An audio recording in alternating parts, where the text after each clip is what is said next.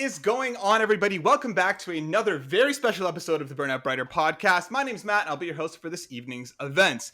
I am joined, as always, by my lovely co-host, Destiny.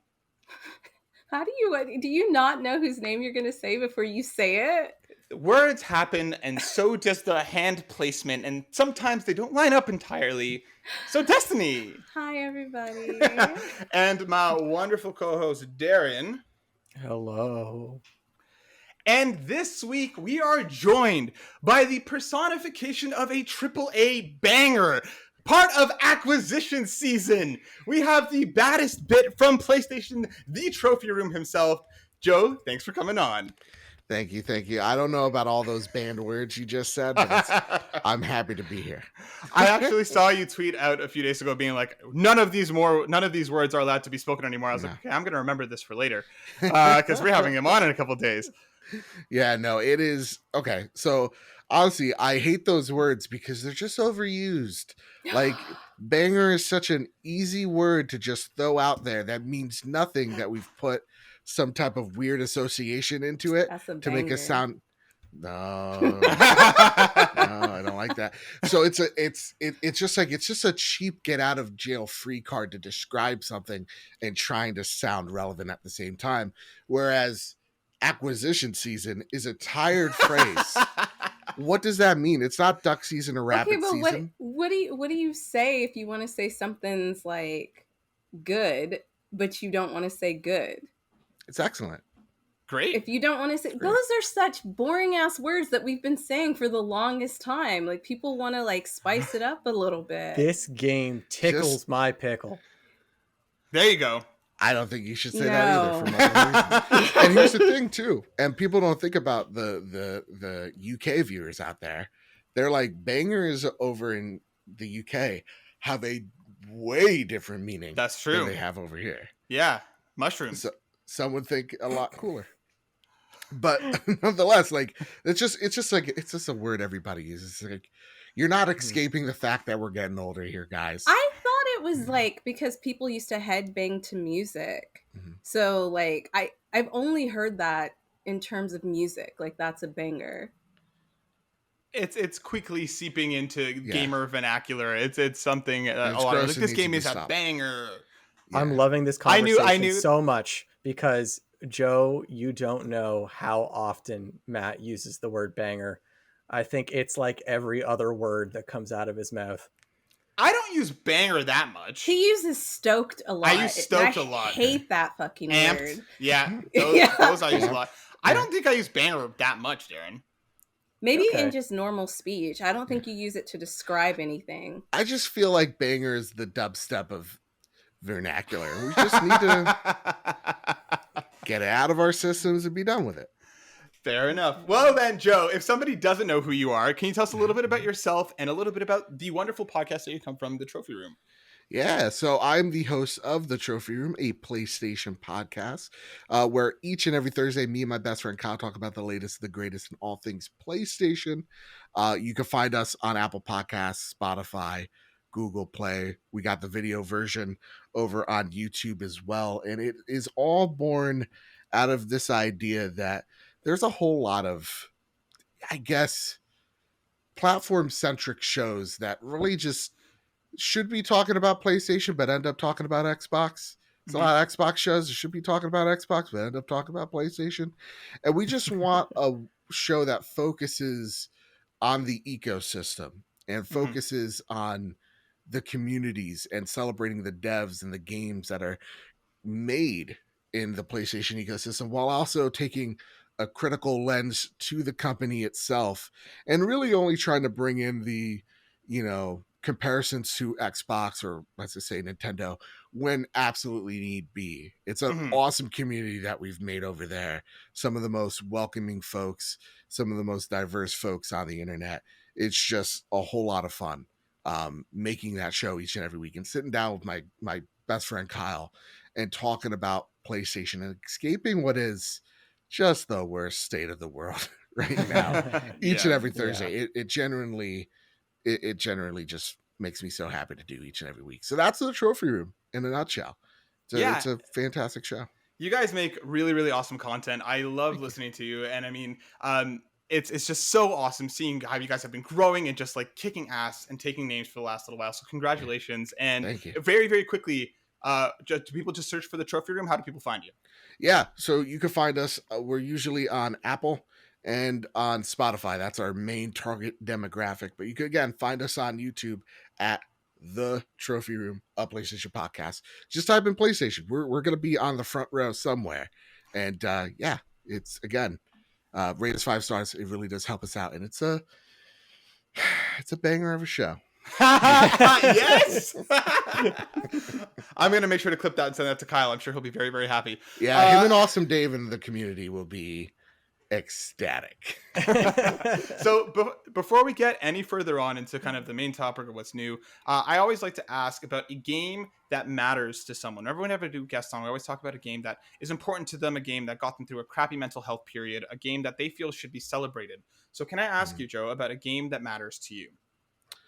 It's a great question. And a lot of them come to my mind for a lot of various reasons.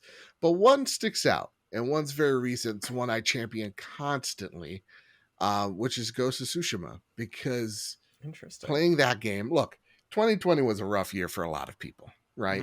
2021, hopefully it's getting easier for some folks. But 2020 was a year we needed to escape, and Ghosts really provided that break of just like, I'm in this world and nothing else matters. This world is lush, beautiful, it's green, it's just vibrant, and I'm running around, I'm being a cool ninja 1 minute, I'm petting a fox the next, I'm following a cute bird, I'm going to the spa. Like, it's just, there's just so much about Ghost that I absolutely adore. And going back to it, with the director's cut, I felt giddy going back into that world. Like, I was like, oh, I'm back here revisiting what seems like home. It's like when you graduated high school and then you come back like after the summer, you're like, look at this. I'm an adult now. Hey, under classmen or whatever. Yeah. That's what it kind of gave me the feelings of. So Ghost is one of those games that hit at my core for escapism. One that I always go to is God of War, which gets some criticism because it's like, it's just a cis dude simulator. I don't, I get it. You didn't like your dad, that type of criticism. And for me, it's something more to that. So like, I am Hispanic. I'm part Puerto Rican, part Spaniard. My father comes from Spain, and there's so many correlations between Kratos and Atreus that I see in my father and how I've acted towards him when I was growing up. One of the scenes that hits for me is where Kratos opens up this scroll and he asks Atreus to read it because he can't read Norse. And I remember 6 years old reading a manual to my father because he couldn't read English. And it was those moments that encapsulated almost like a window through my younger self, and going, oh my God, there's just so many parallels. There's so many moments where I felt like Corey was in the room watching me and my father go at each other, and just like writing it down on paper of like, father not connecting with son, exhibit A, volume 2. Yeah. And then also seeing what a father would do for their son, even though they don't get along. And that definitely hit and struck a nerve for me. So God of War is easily one of those that, I remember having an argument with my father because he was very stoic this one time during my grandpa's passing. And he just said something in the way of we grieve differently and you have to understand that. And there's a scene in God of War where it's literally the same argument that I had with my father. And it really made me appreciate not just those characters more, but my father more. And so, though I get the little critiques, I think for me, it resonated so deeply into my soul. So those are the two games. That was a beautiful answer on both the halves. That was incredible. Yeah. Also, I throw an axe, it comes back to me, and I think that's cool. Exactly, right? That feeling of it just kind of snapping back to your hand, so satisfying. Oh, so good. Oh, Joe, thank you so much for talking about a couple of games that matter to you, because I love this part every time we have a new guest on, because it's kind of like I never know where they're going to go or what the journey they're going to take us on, but that was awesome. Thank you. Yeah, because I mean, especially with God of War, like you watch it or you play it and you can tell like how much they care about the father-son story. So it's so good and interesting to hear someone who can like share that experience. The power of video games, it gets me. Beautiful medium. Yeah. That it does. All right, guys, let's hop over into some what's new. Destiny, I'm going to start with you. What's new? What's been going on? What you been doing? Don't start with me. Darren, I'm going to start with you. What's new? What you been doing? What's going on? I do try my best to try and play new things. And I was taking it. It's like Matt can already tell where this is going. I think Destiny can already tell where this is going as well. I've been really, really busy because I'm back in school now. And for some reason, being busy makes me want to play Final Fantasy 14 when this is the kind of game that you don't like. It sucks your life and you don't have time to do other things. But I think it's just maybe like the familiarity of the world, and I just like being in the world. It's kind of like a nice escape from my responsibilities. I'm being healthy. Like I'm still getting my work done. I'm not letting it suck me in too much. You protect too much, I think. That I think what you just said could sum up my entire life, Destiny. That's too true. What I've been doing right now in Final Fantasy 14 is I've been leveling a new job. I've been playing Ninja, which is I usually like to play healers. I like to play like kind of ranged magical people. So I'd never tried to play like a more up close and personal class. So I'm like, I'm tired at the end of the day. What do I want to do? Let's do some mindless grinding. Let's kill some mobs. Let's just like try out this new class and like go through the be a beginner again, because I've been level 80 for like quite some time.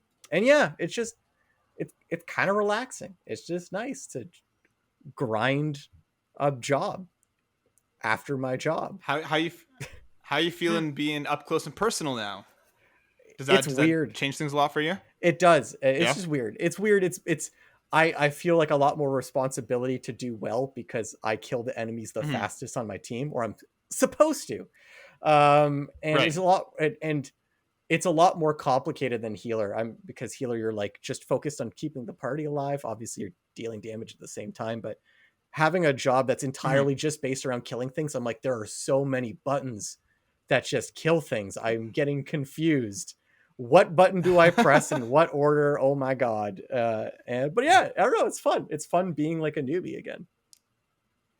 Joe, have you had much experience with Final Fantasy 14? Have you dipped your toes into that mythical pool of water? Years ago, I used just a little bit, and I was just like, "What's a job? I don't want 2 of them yet, let alone 3 of them. I'm good." I was addicted though for the longest time to World of Warcraft. So if you have any like, Wrath of the Lich King rogue questions or Shadow Priest questions, I'm here for you. But other than that, or like Cataclysm mage questions, I'm also there for you. But it seems like a lot of your World of Warcraft friends are coming to Final Fantasy 14 now. Yeah, man, I saw that cinematic, and it's just being away from this game for years at this point. I know where the story has been headed, and I have not liked it. And seeing the latest cinematic, I cringed. Oh, it hurt. What they do to some of these characters just to try to make a story work is the acrobats, man. Really? Sorry. Yeah. Don't want to bring back bad memories. What are they doing to Sylvanas? What are they doing to her? Come on. Worst. Shouldn't be doing that to Sylvanas of all people. Yeah. Joe, what about you? What's new? What's been going on? What have you been playing? What have you been watching? What's been going on? Man, oh man, I've been playing this little game called Deathloop. I don't know if you ever heard of it. Yeah, I think I have. Dude, this game's been on my radar for a minute, and yes, it's been shown way too much, but it is so freaking good.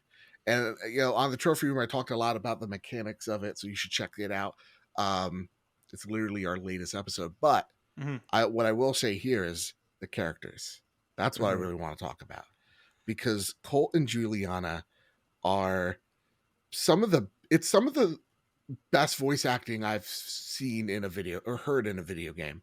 Yeah. Just ever. The chemistry between these two actors is phenomenal. And I forget who said this, but it's awesome to see two black leads, and the story is not about them being black. They just happen to be black, and seeing their personalities on screen, it's just so special, because my family is also mixed, so I see a lot of Colt and Juliana in some of my aunts and uncles, and so for me it's just such an awesome 70s vibe. And growing up where like my mother and father loved the 70s aesthetic, the music and culture, and they showed me all like the disco music and all that jazz, and I fell in love with it.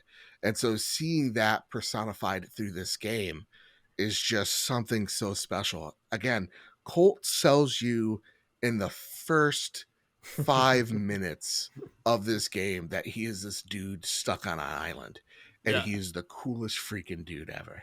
I'm sold immediately on Juliana's plot for revenge. I don't know why she's so angry. I want to know why she's like this, and who caused it to her. I want to know their relationship and why it's so damaged. And it just does such a great job of explaining it to you in just such a different way that only video games can, that make this game so special just on a narrative level, and so real on a script or dialogue level. Again, like I can't speak of how much I love the dialogue on this game so freaking much. So that's what I've been playing. I'm at 81% on my road to the platinum, but I have run into a bugged trophy. No way. I don't know if it's bug or like I made a mistake and I haven't noticed it, but like it's a bug that takes 10 or 15 minutes to replicate. So for me, I'm like, do I want to try this 2 or 3 other times and maybe get it right? Or do I want to just let this go and get a symbolic platinum, which is what I do. If I find a glitched trophy, what I literally do is I go onto the PlayStation storefront, I buy one of those like $1 or $2 like dollar cheap trophies, and I get them that way. I'm like, this was the Deathloop trophy.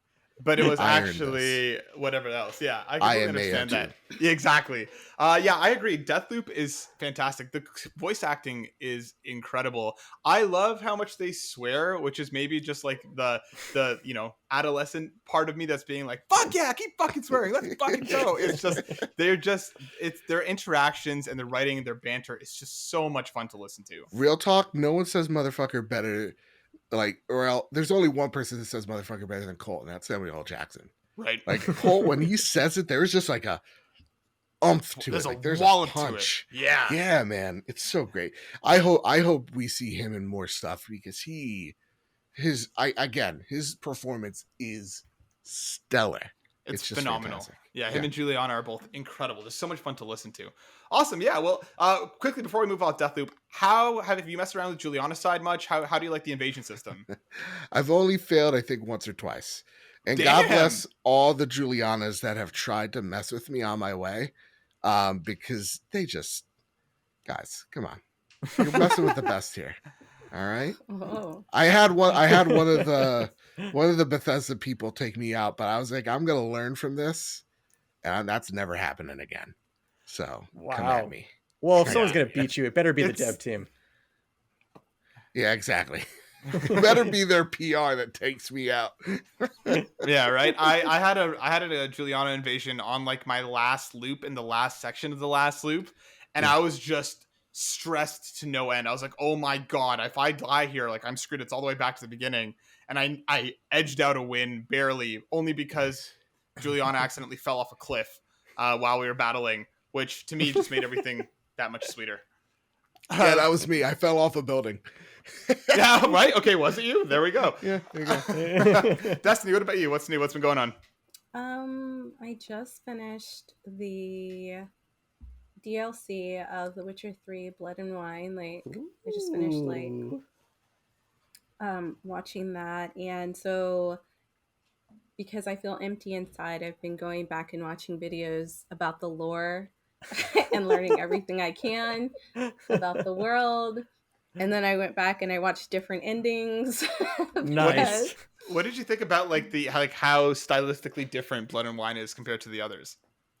Because it's like it's much more fairy tale like, right?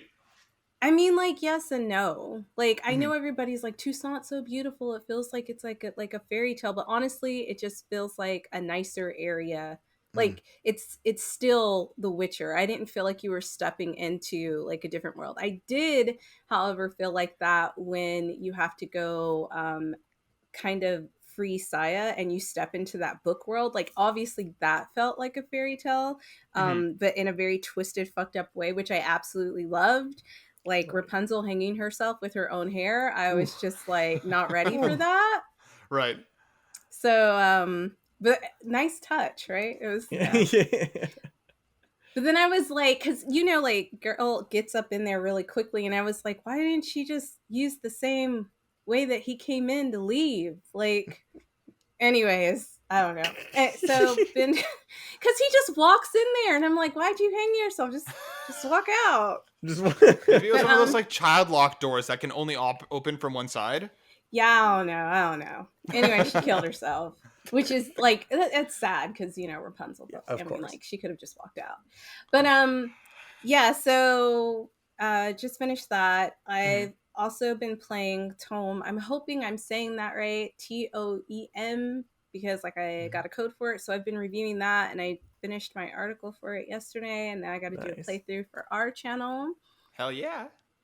Still binging. Before we get into your like review, which is coming, I know, but like give us your thoughts. How what did you like about it? What did you think about it? I really like it. So I really like it so far. It's really cute. One of my favorite parts is being able to take selfies with the random characters in the game and like dressing up. So it's dope. Like the ideal of it is dope. It's not overly complicated, which I like. Like there are puzzles to solve, and like you're kind of going on errands, and you really are using your camera as a mechanic to get through everything in the game, which I like. And it does remind me a little bit of Chicory, and we both played that, but just the mechanics different. It's like a fairy tale kind of child's book, right? Like it's something that everybody can enjoy. Right. And the narrative design is really good and quirky in it. It also reminds, some of the characters also kind of give me the vibe of Undertale. Like, okay, cool. So I know when I was playing through that, I was like, oh yeah, this is kind of like, these characters kind of remind me of the characters in Undertale. Not as much dialogue, right? They get to the point pretty quickly, but overall, just like I think the designs and stuff. Some of the designs, yeah, and then some of the way, like the way they speak, and some of the people that you meet, because like the characters are all kind of weird looking, right? Yeah, yeah. Awesome, nice, that's dope. Matt. And, oh, sorry. I know. Damn, Darren. Damn, Darren. Damn. No. Okay. Anyway, so as I was saying, I'm still binging Bob's Burgers. Yes.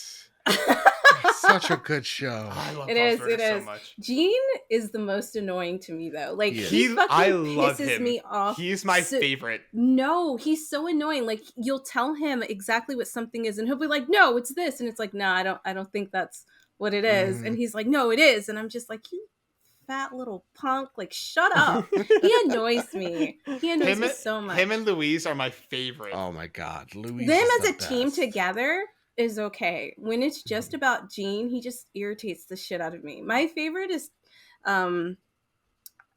Tina's amazing. Because Tina is fucking like, they could do a whole spin-off show of just her going through her daily routine, and I would watch Slice of life. Give us a Tina slice of life anime. But so yeah, I've been watching that, and I've been thinking of re-watching Archer from the beginning because it's been so long since I've seen it, and I fucking love Archer. And it's I ending just started soon too, isn't it? Oh, that hurts. I thought they just renewed it, but maybe this is the last season because I know the voice actress who did his mother passed away. Yeah. Yes. Mm-hmm. Yeah. So they might be ending it. But he's been pretty busy between the two. Yeah. The main voice actor. Yeah. And I just started God, it's from the same creators as Rick and Morty, which I love Rick and Morty. Solar Opposites, I think. Solar Opposites, right? I don't know how I feel about it yet. Also because like the main character is obviously Rick's voice, but just toned down, so I keep seeing Rick. Yeah. Yeah. So Justin Roiland has a very recognizable Could I just say one thing? Mm-hmm. Yeah. Oh, so sorry, I interrupted. But y'all need to watch Ted Lasso. Yes. Just watch it. Yes. I'll check it out. I love it. Is it on? What is it on? Apple TV Plus. It's on Apple Plus, and it's honestly worth the I have $5. Apple Plus. Okay, yeah, it's worth the $5. It's incredible. It is incredible. It will make you feel things. It'll make you laugh. It'll make you cry. It's so good. Also, I just finished David the Gnome. I don't know if you guys remember David the Gnome. Okay, so it's like this childhood cartoon that came out when I was like really little. It's like 26 episodes, and like it's the only cartoon I know where they deal with death, kind of like in your face. So the last episode, like I completely forgot because I'd seen this when I was like 7 or something, that the main characters die. And the whole episode is them saying goodbye. And like, Jesus. Oh my God. Yeah. I was like crying for an hour after that. Yeah, I believe it. Good Lord. It sounds like psychological trauma, the TV show. Holy crap. Well, like it's for kids, but it's like every episode is supposed to like teach you a lesson about being a good person. And like the last episode is kind of like teaching you about how like you don't have control of those things, and when it's someone's time, it's their time, right? But the thing that's sad is that like even the characters are sad. Like his wife Lisa is like crying because she's like, I don't want to leave our friends, and he's like comforting her, and he's like, yeah, I know, but like everything has a time, and it's our time to go, kind of thing. Wow. So it's like really heartfelt. When I was a kid, it went over my head. Right. Yeah. But like watching it, like I was like bawling, and I was just like, you know, like it hurt so bad.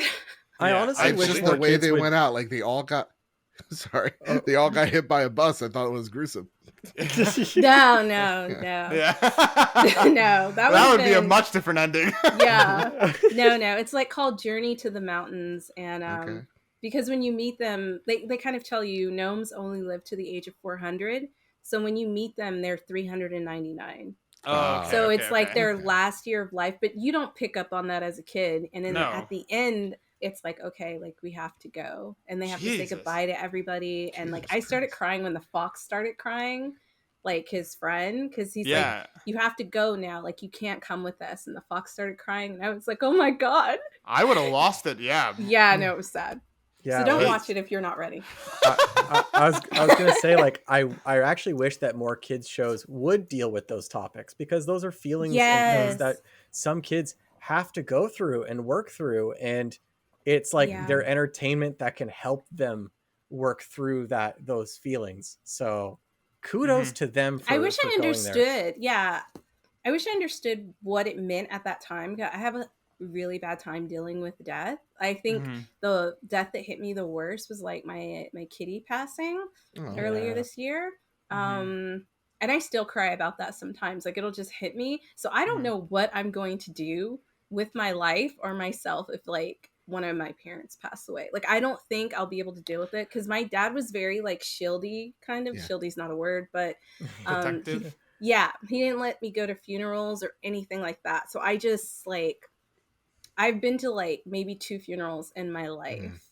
Yeah, you get like, I know I find myself like I look at my dad, I'm like, oof, boy, how much knowledge he's got left.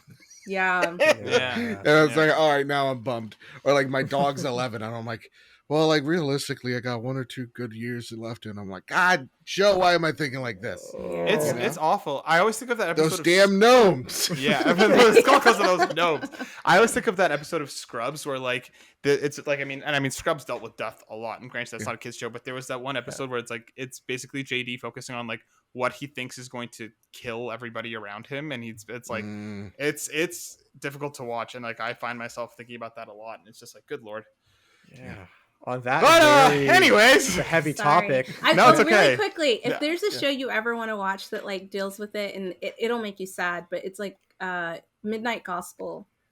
Yeah, that last episode of Midnight Gospel. It's the last episode of Midnight Gospel. The guy basically has a podcast, and he brings his mom on, and she's like dying with cancer, and like they have this whole conversation, and it is amazing. It's so sad, but it is so amazing and like heartfelt, and you start the series not expecting that. I hate when they just like bam, but literally you could skip the rest of the series and just watch that, and like it's a journey. Yeah, it's incredible.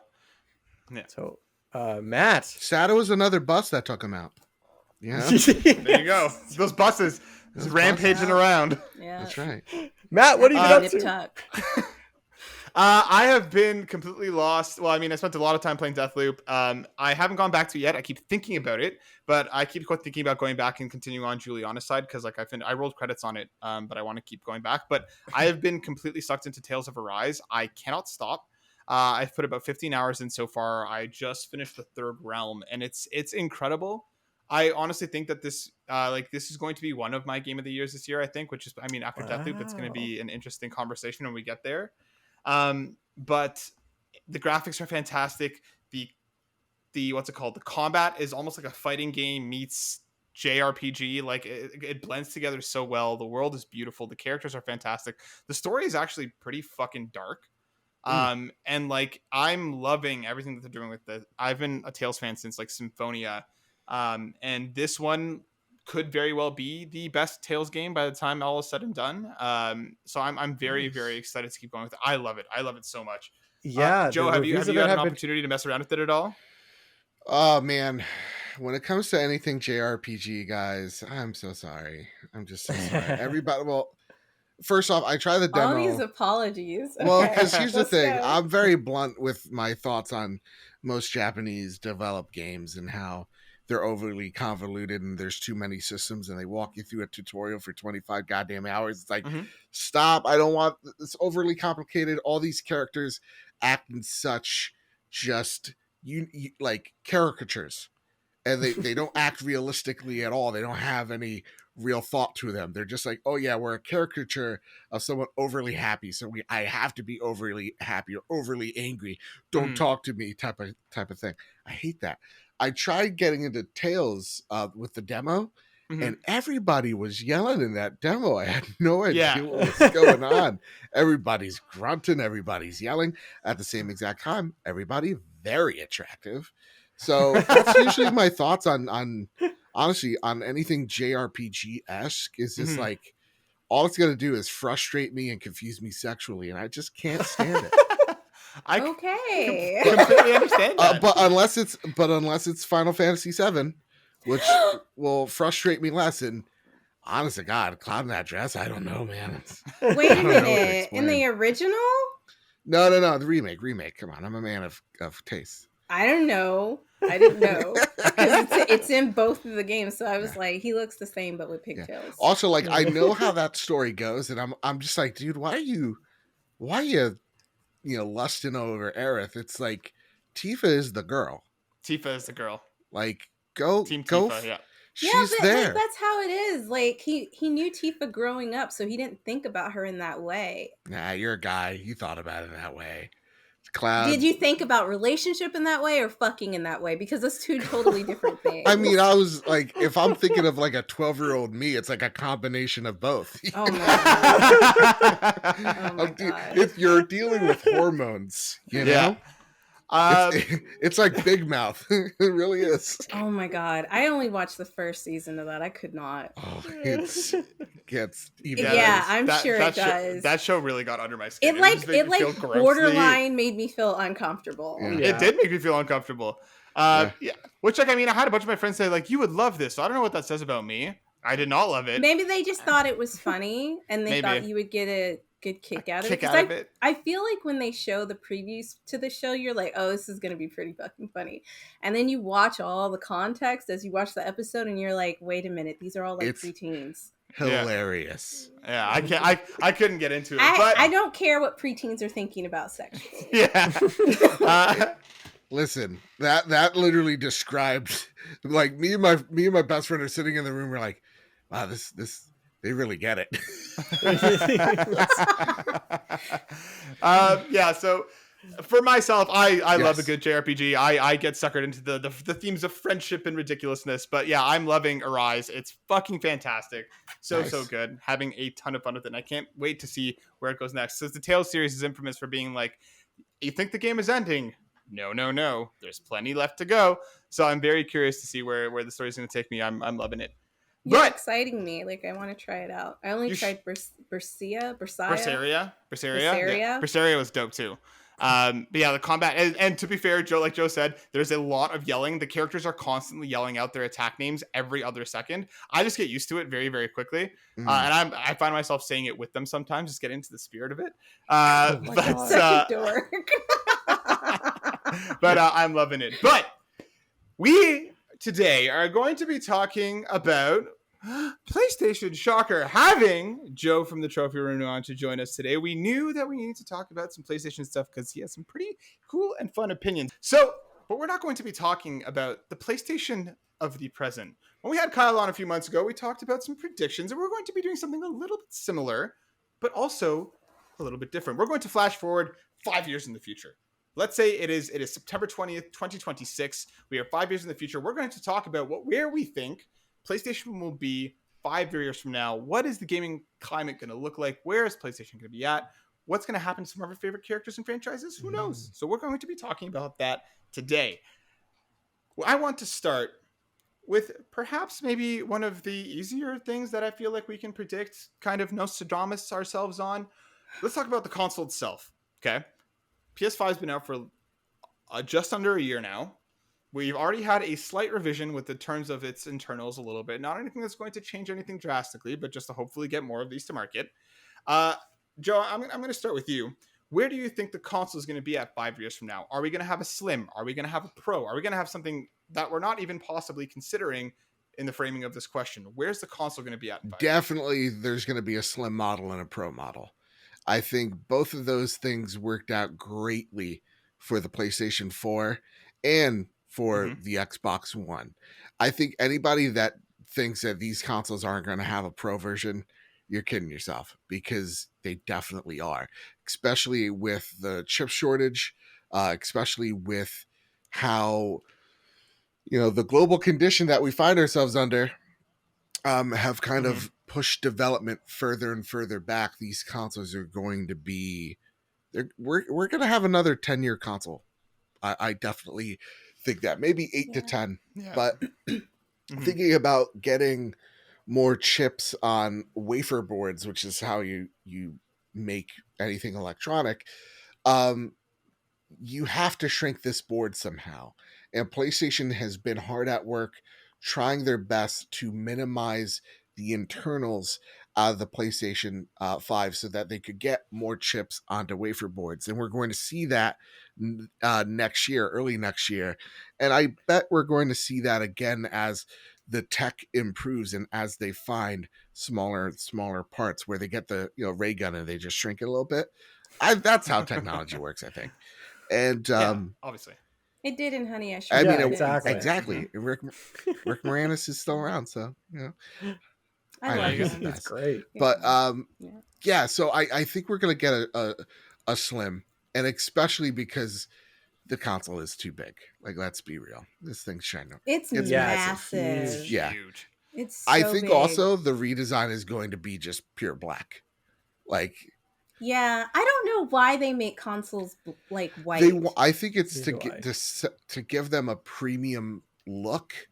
They went with the dual tone, but I also kind of think it backfired a little bit. I'm here to tell you that as a PlayStation fan and a stan, that this design is not their best. I really love the PlayStation 4 design. I think it's one of the sexiest looking consoles I've ever seen. Mm-hmm. But this PlayStation 5, the fact that we have to screw on the stand is enough to say, yikes.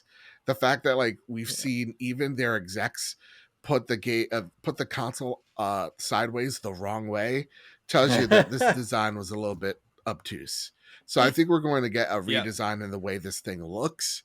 But I do like, and I will argue, I do like the V design of it. I think that looks cool, but it's just not working. So we're going to get a Slim, we're going to get a Pro, and I think what the Pro is really going to be is akin to a PlayStation 4 Pro, where it's not here to give us 8K, because TVs, we're not going to be playing on 8K, screens in the next 5 years. Yeah. So exactly. I think this is here to give us the native 4K, native 60, native 120, like God intended it to be. And that's what the Pro version is going to look like. And that'll probably be the size of what we see the PlayStation 5 is today. And that's where I think we're going to see the consoles in 5 years. Multiple redesigns and smaller consoles.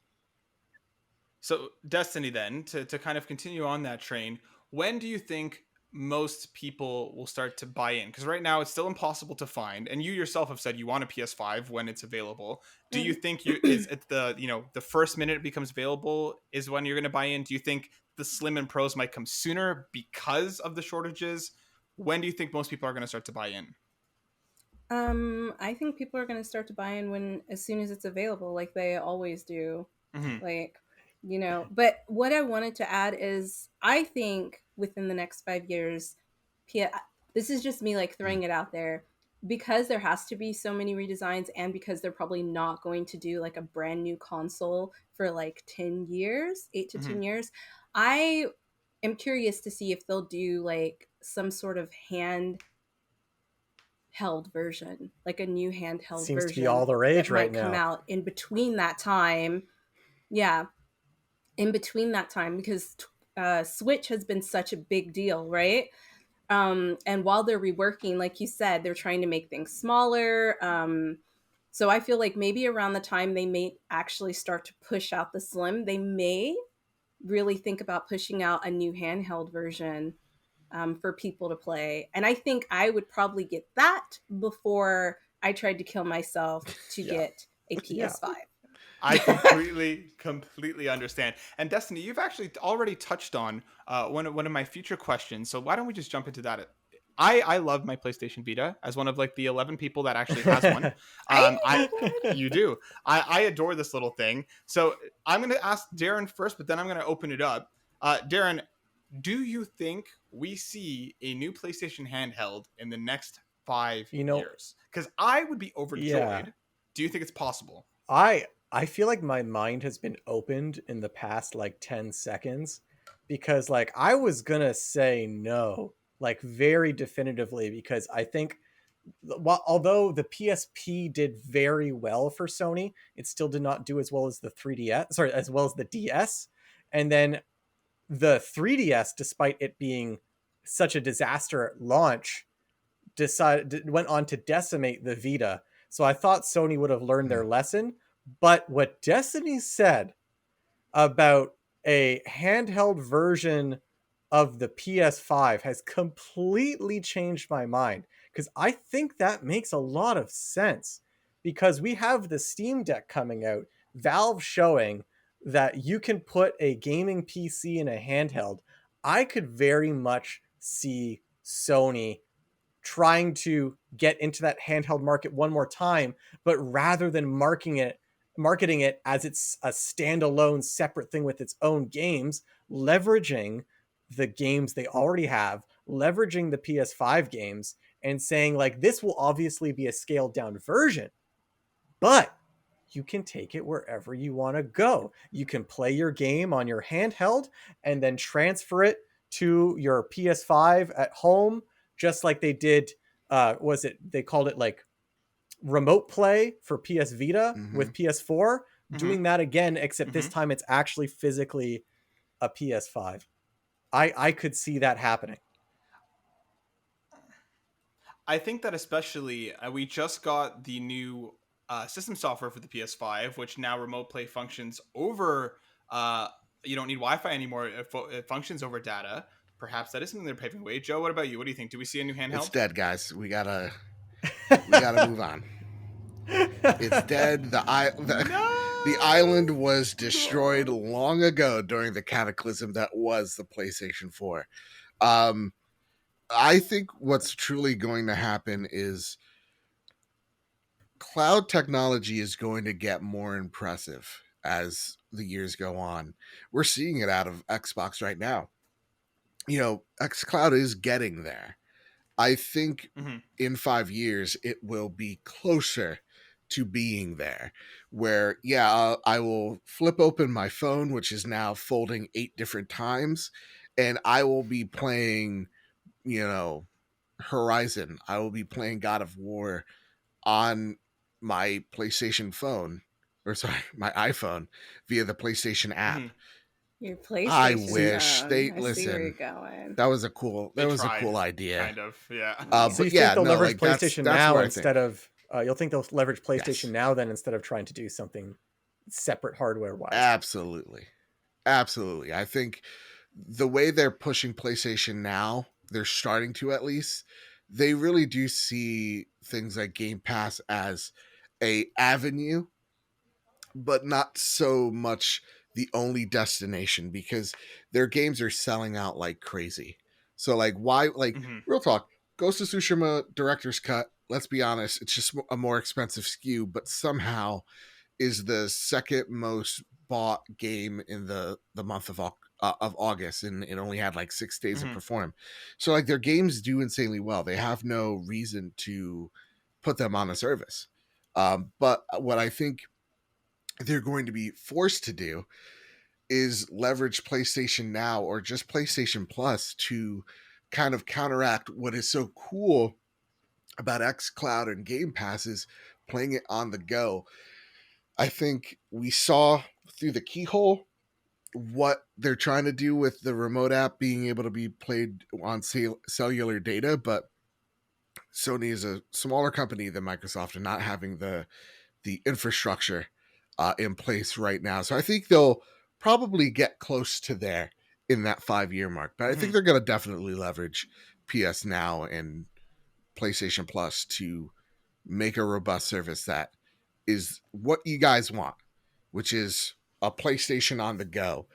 I don't think you're going to be able to shrink the PlayStation 5 to be a handheld in 5 years, because it's just, the tech is super impressive. But what you get to probably do is play on a server farm full of PlayStation 5s on your phone. So I think that's where the tech's going. And honestly, if I'm Nintendo, that's when I start getting really nervous. Right? Yeah. I don't know if Nintendo's gonna get nervous. They've been doing handheld since Game Boy. I mean, I agree with you, but then at a point, I feel like Sony would be the only ones that doesn't have a way for you, a stable way for you to play their games on the go, right? Because Xbox doesn't need that. You have laptops, you know what I mean? So, I feel like, I don't know. I feel like they'd be the only ones who don't have a stable way for you to be hey, let me play some of my PlayStation games on the go. And that might really tip the scale. But I don't know. I don't know enough about PlayStation. This is just thinking about the Steam Deck. Ooh, that. Yeah, I pre-ordered that, and that was dope as fuck. Exactly, man. That thing's really cool to see. I think they'll probably see how that thing does, but I think what PlayStation sees is VR, and they're we may think that there's more of a future here than portable gaming. I think it's a mistake, but that's pretty much where they're at. So then, let's follow that thread down to my next question. I am a massive PSVR supporter. I love my PSVR. I cannot wait for whenever we get PSVR 2. where do we think that VR is at in 5 years? Because we saw as PSVR came out, they were very, very focused at first, and then in classic PlayStation fashion, support dwindled as the longer the lifespan went on. We saw that happen over and over again with a lot of their products that don't sell perhaps as well. But they were also very clear about, their intention with PSVR being kind of like the PlayStation 1. This was their entry point. Mm-hmm. With PSVR 2, 5 years from now, do you think it's as successful as it possibly can be? Do you think that it's going to be more commonplace than the PSVR? Or do you think we're going to be at a point where, again, it came out, the first couple of years were awesome, and then we see support dwindle off again? Darren, I'll throw to you first. Damn it. I was just trying to pull up sales numbers.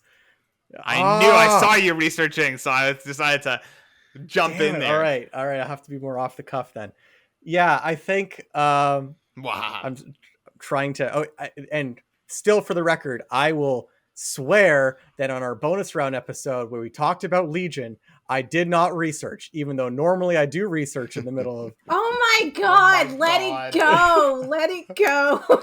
So I think clearly Sony thinks that PSVR is a viable idea for them. Otherwise, they wouldn't have announced PSVR 2 so early into the PS5 lifecycle, and they showed off the controllers.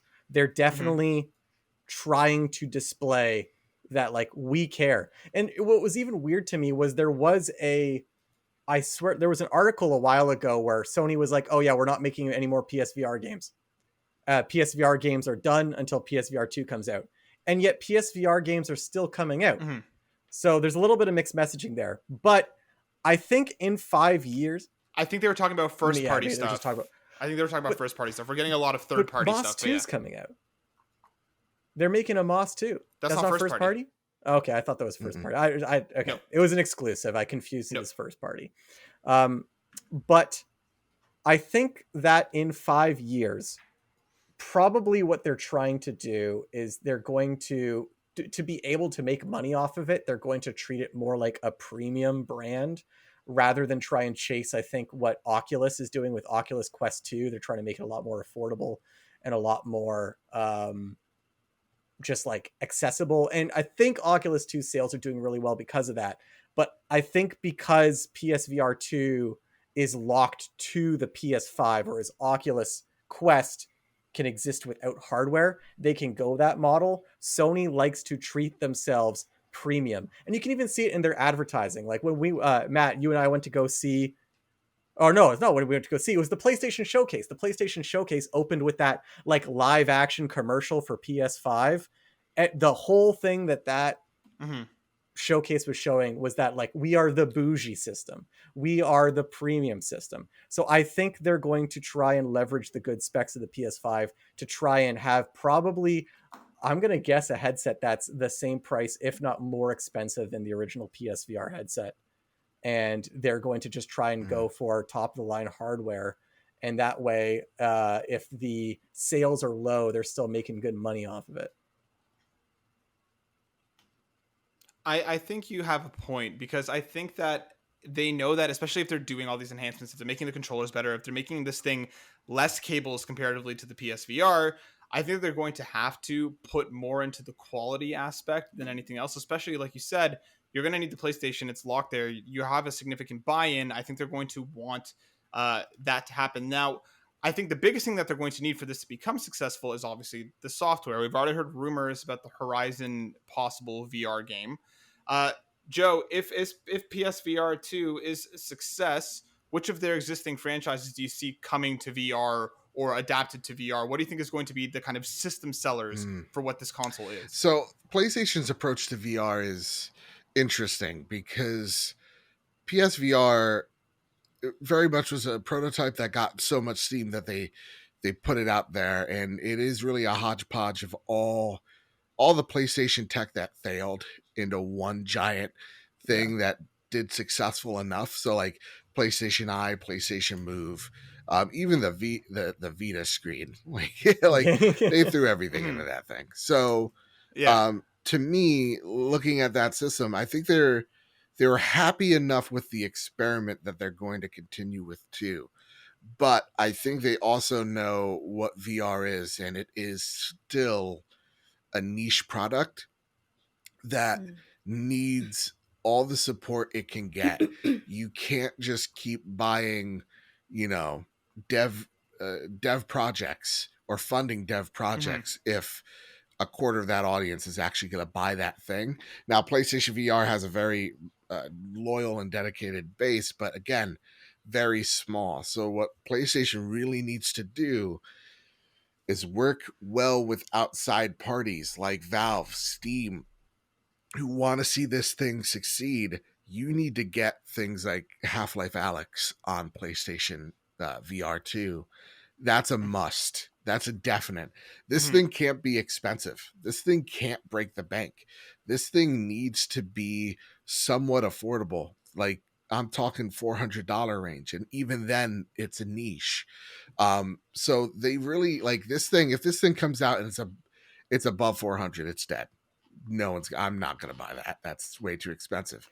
PlayStation's idea, what they're going with is, okay, we see Microsoft being very bullish on their IP.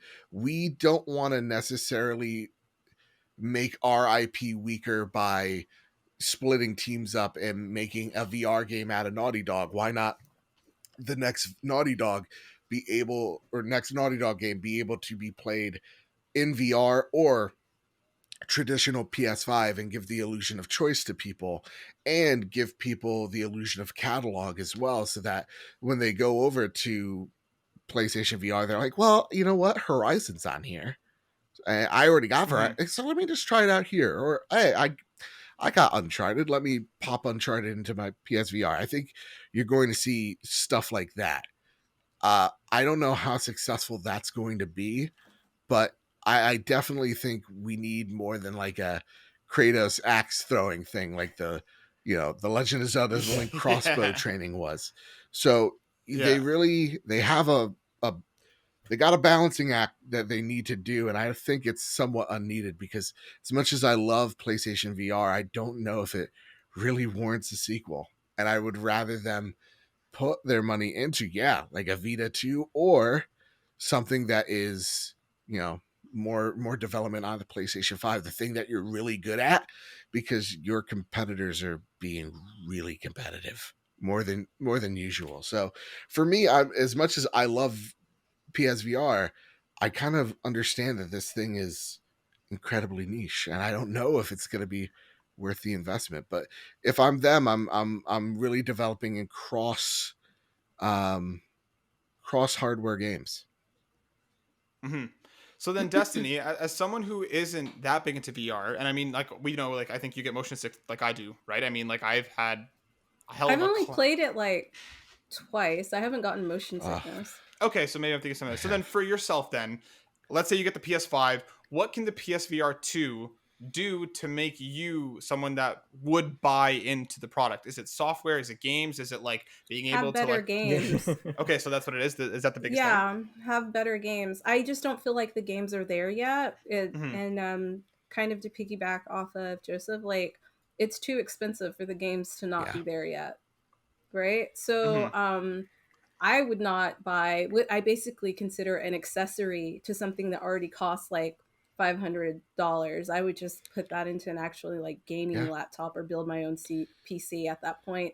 But yeah, I think one of the reasons why they're not so gung-ho is because they know the games are not there yet. And in order for it to be popular, you have to have games that people are looking forward to playing using it. So right now there's nothing out there that I'm like, damn, like that looks exciting. I can't wait to jump into that world. Like, they're still working out all the kinks across the platform. People are still getting sick. Your hands are going through shit. Like, it doesn't look cool enough to me right now for me to want to spend that type of money on it. But I hope that maybe in 5 years it'll look like what I picture in my head, like what we all picture in our head virtual reality should be like, but it's just not there yet. So I think that's fair, and I think the biggest thing that they need to do going forward as well is we need to see this thing at a lot more of its conferences. We need it to have a much more physical presence in their showcases, because PSVR, again, was there at first and dwindled hard to the point where if it even got a mention, that was like a drinking game thing, right? Is PSVR going to get mentioned in this state of play? In this, which is surprising, because at the time more presence. I think it needs at the time that PSVR came out, despite it dropping off support, it still was the best-selling VR headset on the market. Yeah. It sold better than all the other headsets. But do you think that's because it had the PlayStation name behind it and people are so I think it is. It was such a cheaper option because people already bought a PlayStation 4 and they didn't really piece together, well, technically this thing's $800. They're like, well, I already have this thing and this thing's like $300-400. All right, whatever, it's only $300-400. They didn't really take the full scope of it. PlayStation VR 2 needs to do two things. One's going to sound like a joke, but I am dead serious. And the other is a real serious one. This thing needs to be untethered. This thing needs to work without a PlayStation 5. Or else this thing is dunzos.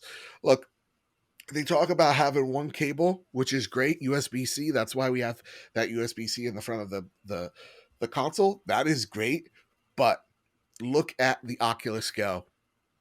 That thing is so successful because it is a untethered device. Give us the option of an untethered experience versus a tethered experience. Whatever that may mean or cause, PlayStation needs to do that. The other one that's going to sound like a joke, but I am dead serious, is you need to have this thing access porn. And I know how funny and weird that sounds. Seriously, though. Technology is usually dictated on the horniest demographic. That's why you take a look at why Blu-rays is so successful, is because of that industry. And so you need to, I don't know. You need to get on that cyberpunk ride. If that's going to happen. No, I don't think so. Yeah. I don't think so. But it is one of those things. It's the weird conversation. So people can have virtual sex. Yeah, and again, play around with that, that tech as well, and support that tech as well. So yeah, as weird as it is. Guys are. Women are too, but guys are very, very visual. God, it's not when that happens. Listen, I am afraid. You walk in and your partner's what is is like going to come out. Yeah. I told you, not when the kids are at home. Turn it off. Exactly. And also the one thing as well with this is it also needs to do more than games. Directors, I love Star Wars, and Mando does this good thing of having a virtual director where the director puts on an Oculus headset. It can actually direct in a virtual space. They see the room that they're directing in that virtual space. That's cool. And again, direct while in it. So that's what this thing needs to do as well. I think that'll happen. Not for PlayStation, but I think that will happen. I know that Second Life tried to do that, teach classes in a virtual setting. So moving forward, just thinking about education, I think that would be really cool, especially during something like what we had now, like the pandemic, being able to make it affordable and students could just put on whatever they need to put headset and learn with the teacher there. I think that would be really cool. Porn is gonna happen regardless. Whatever game they're gonna have come out, somebody's gonna mod it to where you can see some titties or whatever you guys like to see in games, you know. So it's gonna happen. I think the last kind of big template that they need, I think, is sports. When my dad once heard that, you can actually and they were doing it to an extent on PSVR. It is possible you can watch a game front row from a basketball game or a football game. And concerts. I think that needs to be expanded a lot more for this thing to be successful. But to move on to move off of PSVR, one of my final questions before we kind of round out the conversation, big franchises or revivals, what do you think 5 years from now are going to be the big PS5 franchises, and to kind of build onto that question, any revivals that we might see that we're not seeing today? Because for myself, I think a Siphon Filter comeback would probably make a lot of people very, very excited. Ghost of Tsushima is obviously going to be incredibly popular. Whatever Marvel Universe Insomniac is building, we'll probably see some sort of team up or culmination out of that 5 years from now would be my bet. If we don't have the game, maybe we'll see a teaser or a trailer. Wolverine and Spider-Man 2 will be out by then. I think we're probably going to see some revivals. I mean, we're already hearing about Twisted Metal and stuff, but I think that Horizon is probably going to be massive. And I just very much want PlayStation All-Stars Battle Royale 2.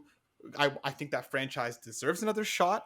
I think that game was fucking awesome, and I think it died way too soon and way too early. And I hope 5 years from now we'll be at a point where we'll say, yeah, you know what? All-Stars Battle Royale 2, that's a hell of a game. Darren, what about you? What do you think? I'm not ready for this question. Joe, what do you think? Here's what I think. The one thing that we've seen a lot from PlayStation is synergy in this time around, this generation. Synergy between brands. You see with that Spider-Man trailer, you see at the very end a DualSense like commercial, right? You saw with the weird trailer, they're doing all sorts of weird stuff. Some of it I like, some of it I don't. But the one thing I think we're going to see a lot more of is PlayStation Productions, the TV and movies division. I think what they're trying to do there is also a very challenging balancing act, because what we're seeing is like with the Twisted Metal show, Anthony Mackie's now attached. That has to do two things. It has to be a great show, and it has to be a great video game. Because if it's a bad show, well, people are just going to associate this maybe good game with a bad show and not play it, vice versa.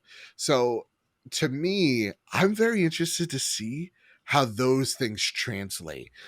Because I could sit here and tell you there's going to be a new Killzone, there's going to be a new SOCOM and all that, and that's great. But I think what PlayStation's really trying to do is capture people's nostalgia for the things that we love or loved.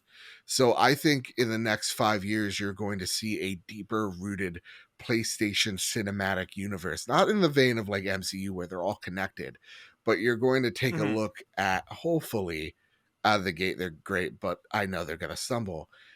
You're going to see a live action God of War. You're going to see a live action Horizon. We'll be on Uncharted 2, the movie with Tom Holland. We're going to see a lot more of that entertainment stuff within PlayStation. I think that's their angle, because as a company, Sony, or as an industry, Hollywood is creatively bankrupt, and they're looking at comic books and video games now to kind of fill that void.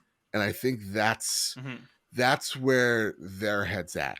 I also think PlayStation is going to be a lot bigger as well, studios wise. I think we're going to see, unfortunately, the consolidation of the marketplace between PlayStation and Microsoft, and that makes me real sad. Makes me real sad. The next 5 years will be acquisition season. Yeah. Destiny, what about you? What do you think? Where do you think we see PlayStation's franchises 5 years from now? Do we see God of War in like friggin' Egypt? I know people are talking about that now. What do you want from it? I mean, like, I feel like that would definitely be dope. I think because the franchise is doing so well that like they'll continue to work towards putting him in different stories. I don't know if it'll still be Kratos. I'll be sad.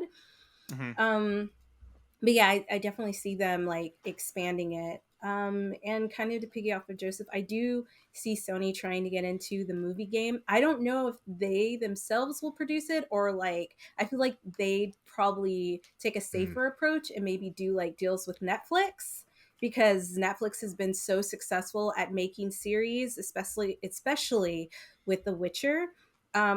What I'm hoping for The Witcher is I hope there's more games for that. And this is just like something that I've been wishing for the longest time. And I just fucking wish they would. And I really want a Bully sequel.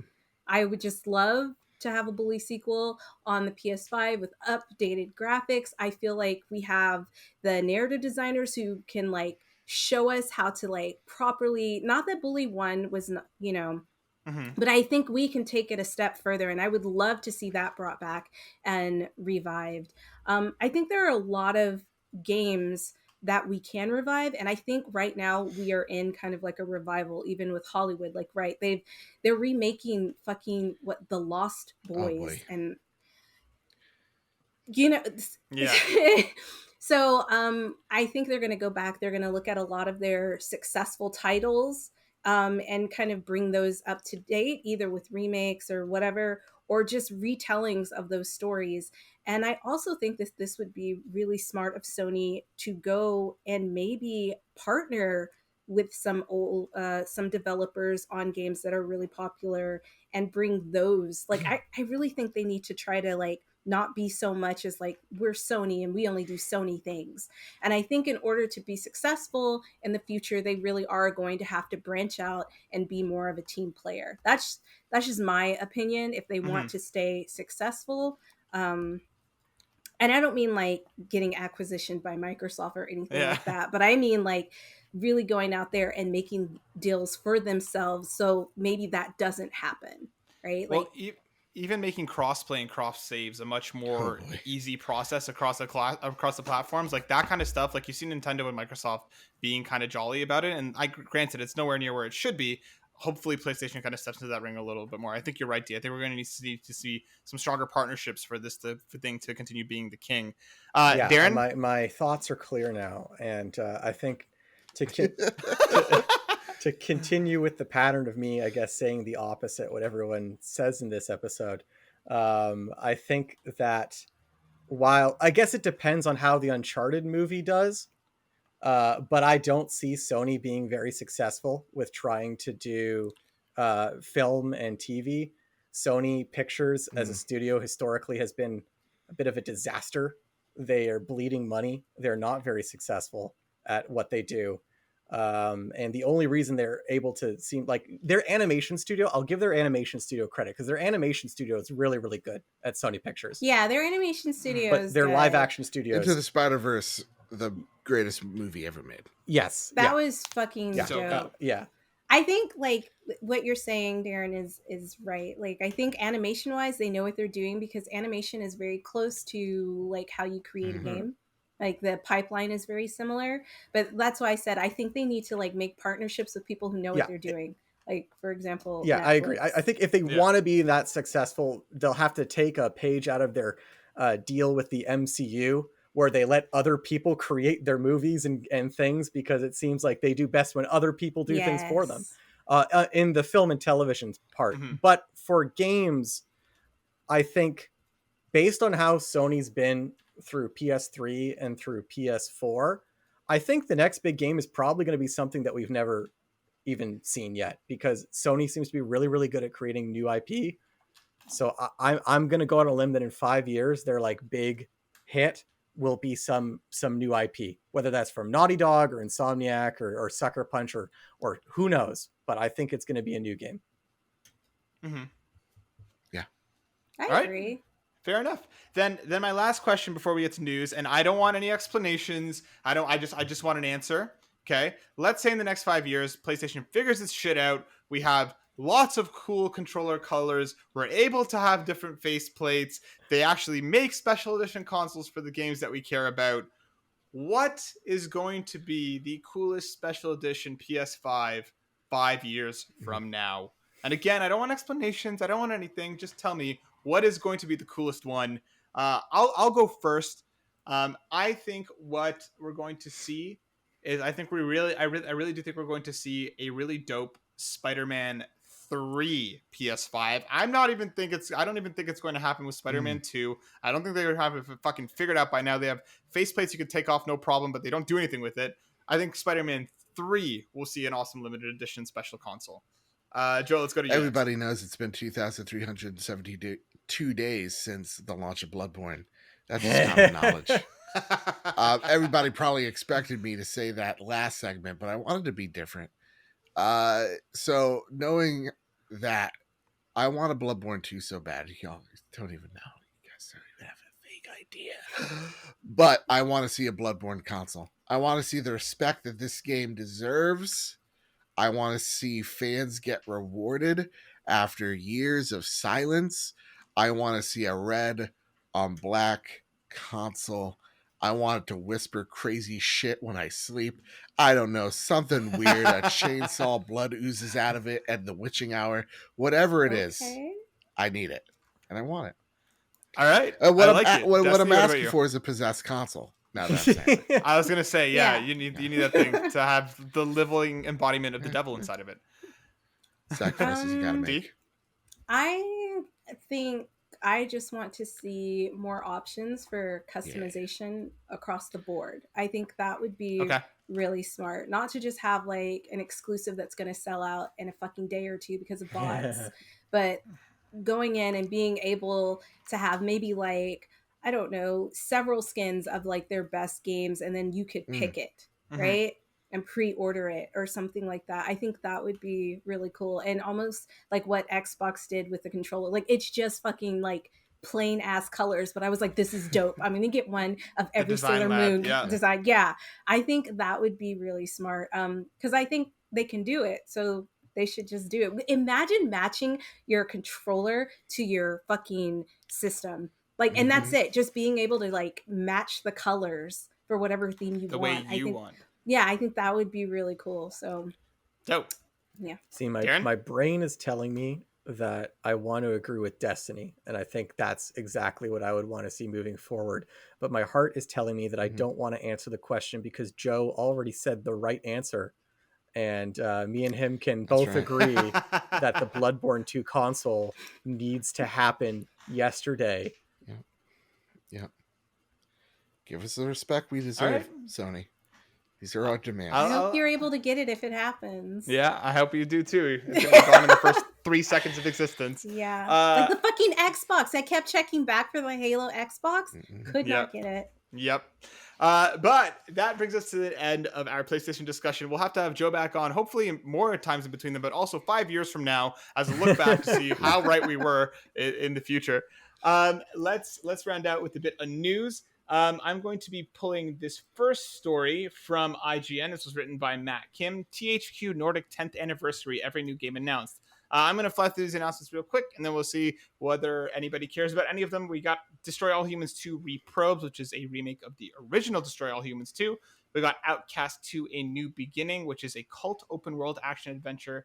It's a sequel to the 1999 one. We got Jagged Alliance 3, which is a first true sequel to Jagged Alliance since 1999's Jagged Alliance 2. This is 1999 theme here. Expeditions Rome is a tactical turn-based RPG set in, well, you guessed it, ancient Rome.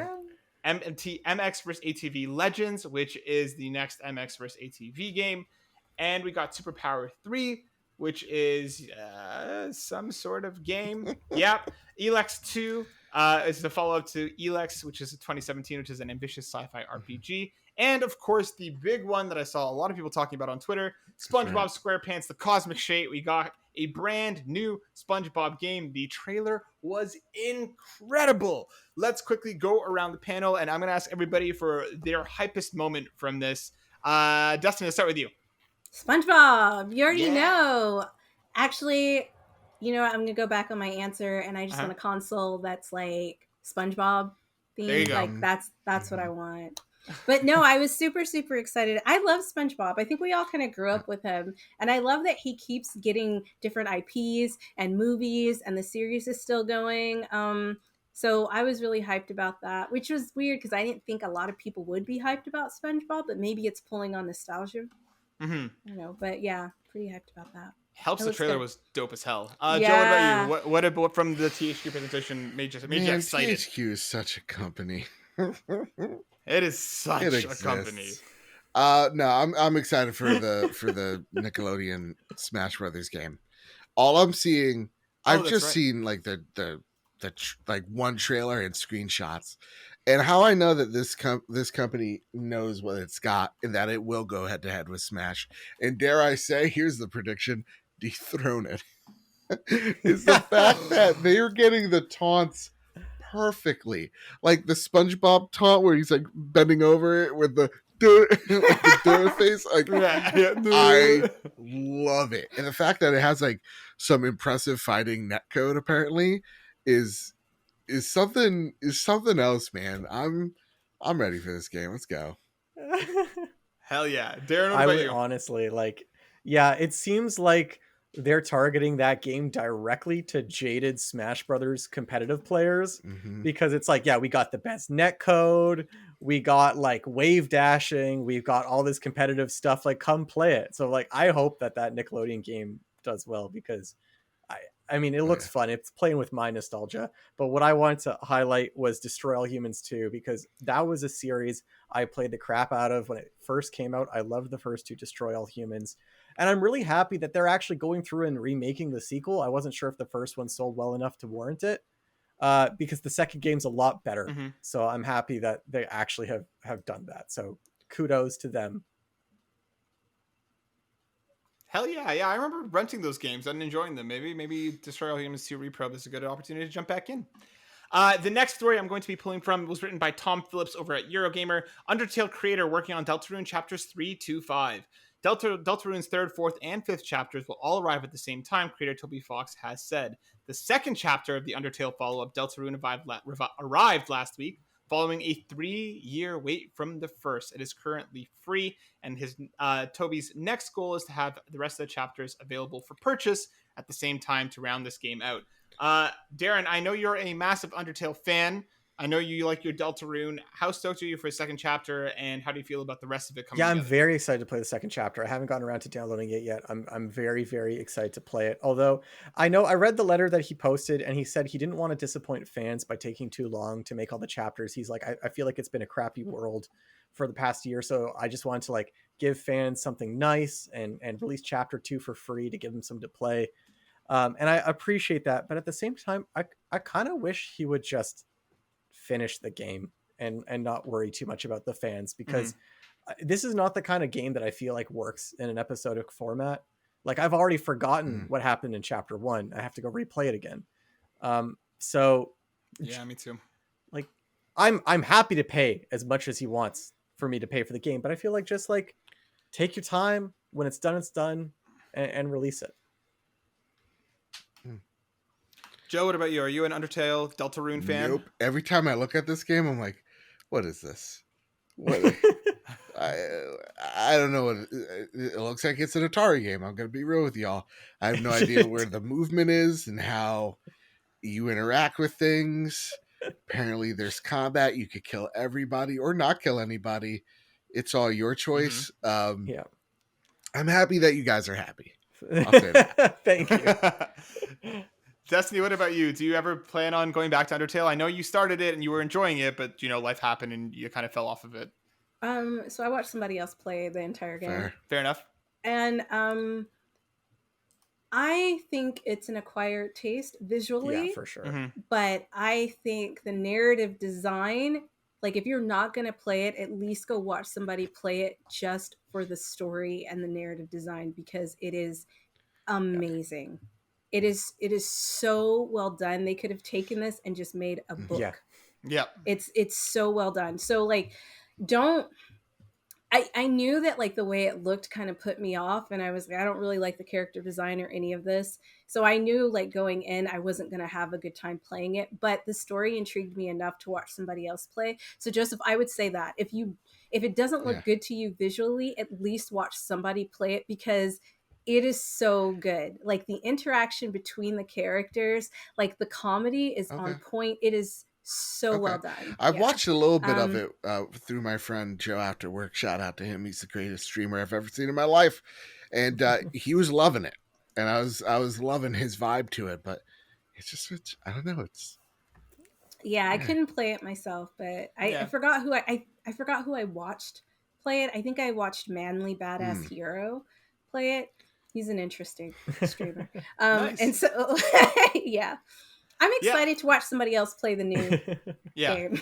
I'm stoked. I'm with Darren. I think that the episodic doesn't really work for this. I'm happy to get more content out of it right now. I'm definitely going to have to go back and replay Deltarune Chapter 1 before I jump back into 2, because, good lord, those stories are so, they're so narrative heavy that it's been a while since I played the first one. Yeah. All right, our second last story. New rumors reckon Quantic Dream is making a Star Wars game. This is coming from Vicky Blake over at Eurogamer. Now released from its 3-game deal with Sony, Quantic Dream, developer of PlayStation exclusives such as Heavy Rain, Beyond Two Souls, and Detroit Become Human, have reportedly signed a deal with Disney and is rumored to be working on a new Star Wars game. Apparently, this is going to be more action-oriented and exploration-focused, including an open world and multiplayer elements, so is claimed. That's a lot.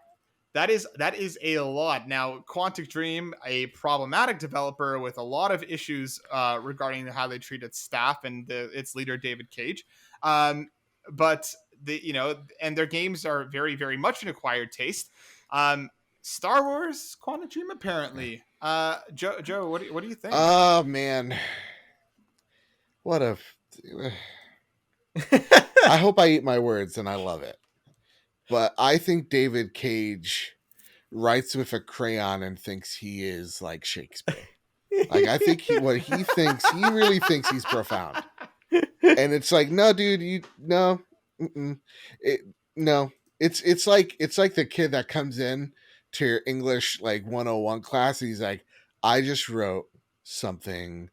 The professor's gonna love it. Like, and then he gets it. Yeah, he gets like, let's give him a C. And he's upset, right? Because he's like, no, these metaphors went over his head type of deal. It's like, no. Man, Detroit Become Human is a video game that exists. You didn't like it? No. I really liked it. No. I really liked Detroit Become Human. Man. But I like heavy narrative design. So that I think I'm not sure what you didn't like about it. The metaphors, just that they're they're not subtle. They're the most in your face. Like, it's. So you like a little mystery? Yeah, just give me something that's like that makes me a little subtle. Like, don't have it like the robots are in the back of the bus. Like, are we kidding here? Oh my, like that type of stuff. It's just right. Okay. Yeah, that's what I don't like about David Cage. It's really in your face, blunt. He's using his writing as a blunt tool. It didn't even feel like a metaphor for me, I guess. I mean, I guess it is a metaphor, but I went in expecting that's what the game was going to be like. I expected it to be like that, but play with its themes more. Kind of like take a movie like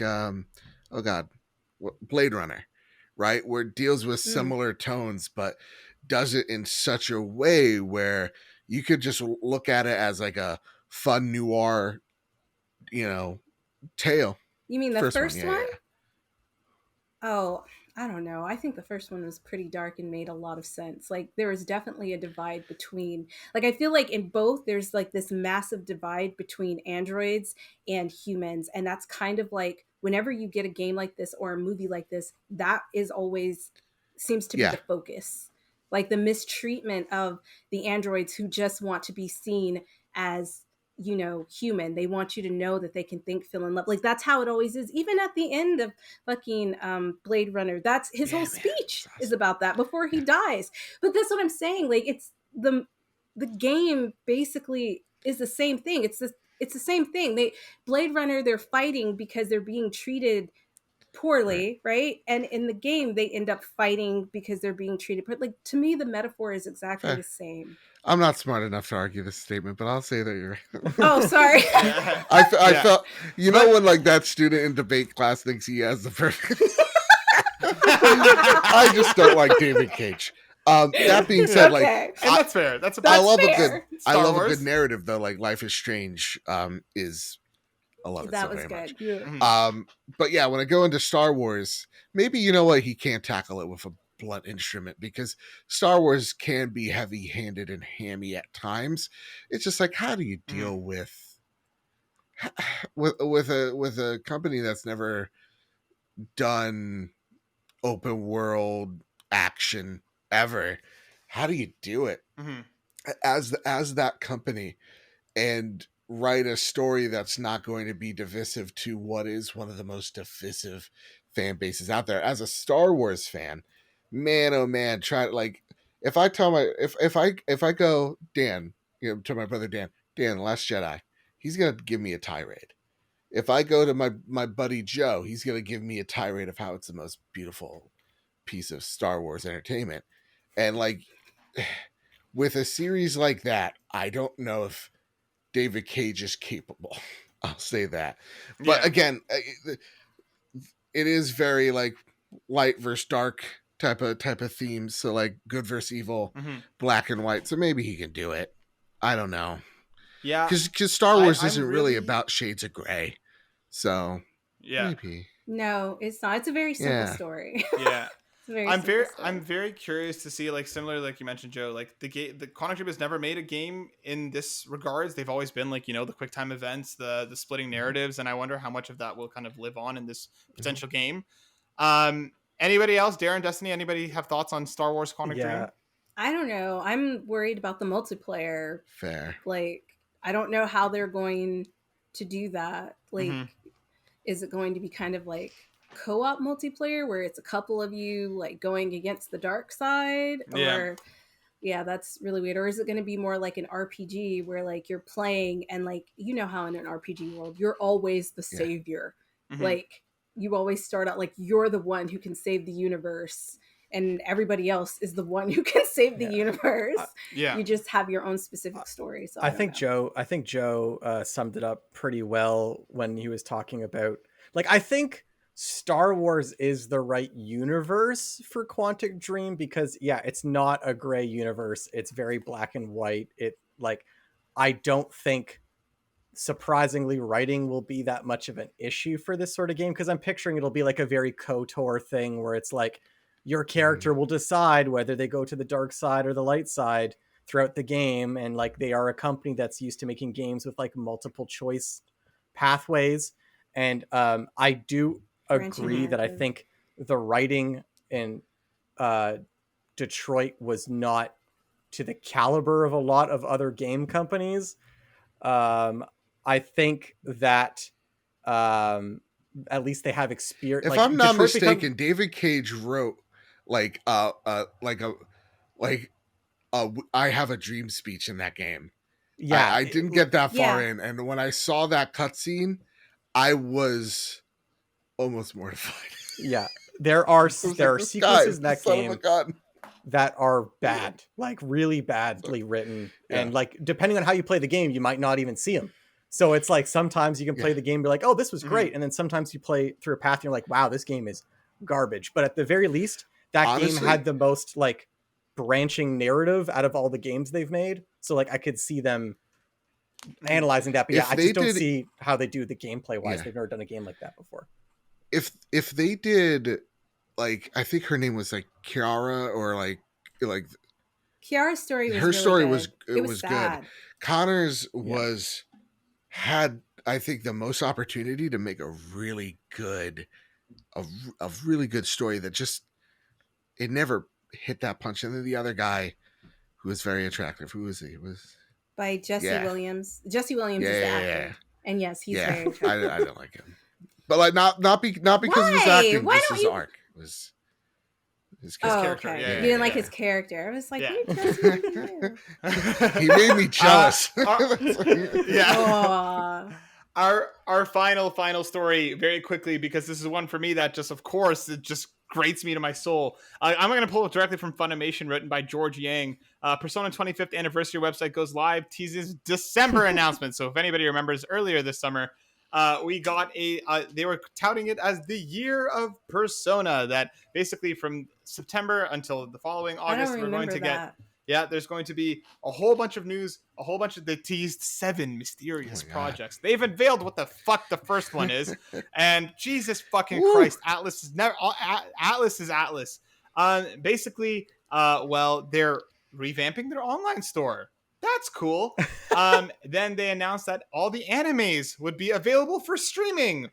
You don't sound very happy. Hold on. I'm not happy. And then they also said that there's going to be another special 25th anniversary concert in November in Tokyo. Cool. And then they said, come back in December for more. Oh my God. No. This is apparently like the first thing. I mean, that's pretty. I mean, come on. If that's not 4 different things, look, your love for this fucking franchise, you should be excited regardless. Like, you should be excited. Like, you got excited over the fucking what character was that in that stupid game? Morgana and Super Monkey Ball. He got super excited about that. But he's not excited about this. None of confused. This. They okay. The problem was the messaging from the beginning. They touted this to be this massive thing. And they're like, the anime's online. All the old anime you've already seen, it's there. And guess what? There's another concert which we already knew was coming. I just think that they completely mismanaged expectations coming into this. I think that you just got super excited because you love the franchise. I will cut Matt some slack here because Atlas as a company. This is what they do. They are very, very bad at teasing something. And then, well, if you know they do that. Yeah, like they always tease something and it's like, it's coming. Then why get excited? Teaser for another teaser is what they'll like to do. Okay, we'll see. Okay, so if you knew they did that, why are you so upset? Because it's Persona. I wanted to see Persona 3 remake. I wanted to see something cool. Not fucking... Guess what? The anime's online. It's already there. You have 6 more things. You have 6 more things. Calm down. Who's the best girl for you? Matt, who is it Fatuba? In which whatever her name is? Futaba, that's Darren's best girl. Anne? In Persona 5? Anne or Kawakami. One of the Fatuba 2. Or Anne. Yeah. I'm surprised you like that. Did you say you didn't really like JRPGs? Yeah, no. I like, they're attractive. Because I don't know, because you're like, I like this one. So because here's the thing: the discussion around Persona 5 is a strange one. First off, I played 45 minutes of it, and I went to sleep. I took a nap for real.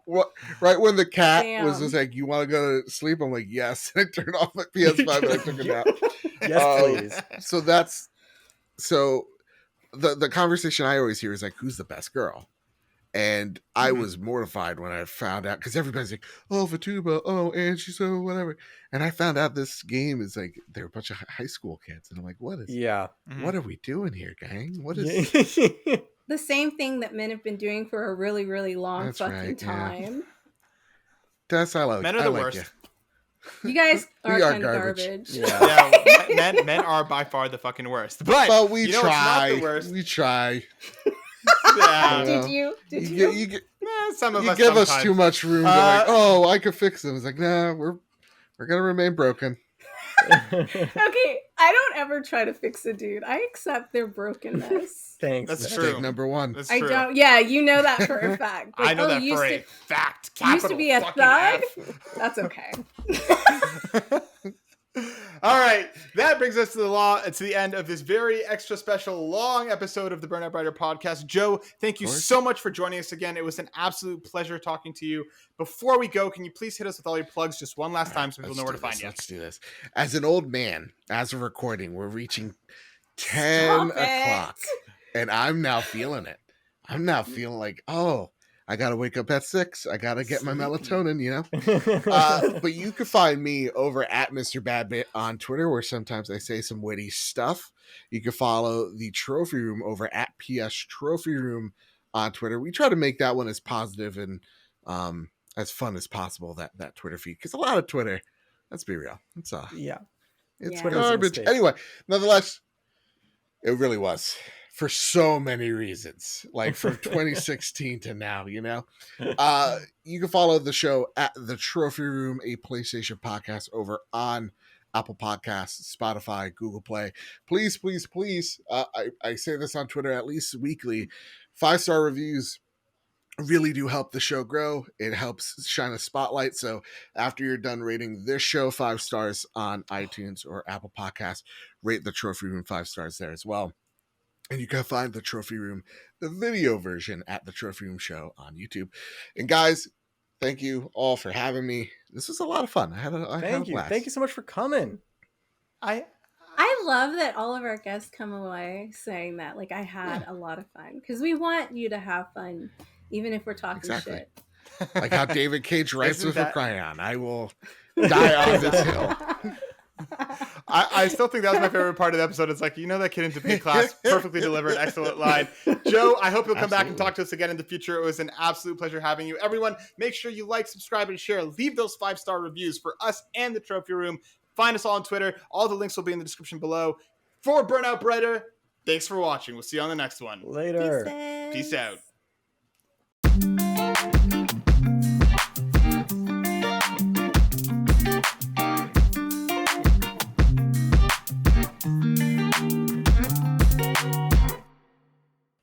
It's a banger of a show.